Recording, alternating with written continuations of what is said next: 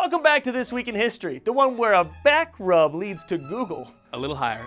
Yeah, right there. This week we find out how Google became a dominant force on the internet, and we answer the question, why is it called Google? Let's hop back to pre-Y2K and the infancy of the internet, when the big search engines were Dogpile, Ask Jeeves, and Yahoo.com. This starts back in 1995 with two Stanford graduate students, Larry Page and Sergey Brin. Brin went to undergrad at University of Maryland.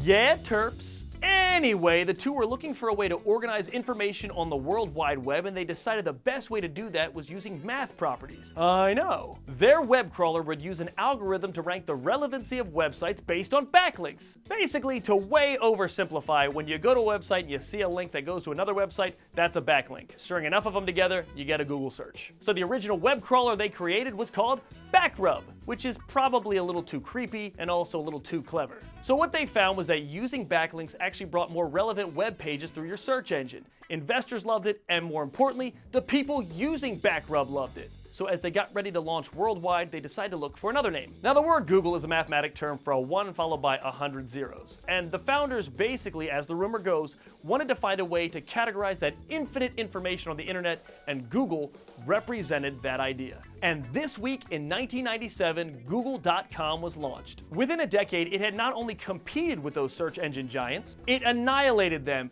And ironically, several times Brin and Page tried to sell Google to Yahoo, and each time the investors at Yahoo said no. And where are you now, Yahoo? And that win is thanks in no small part to the simple interface, the predictive search results, and the ever-expanding online services. Today, Google is everywhere. Some of us even use it as a verb, and there are others of us who believe they are listening at all times. But that has never been confirmed, but some of us do think so.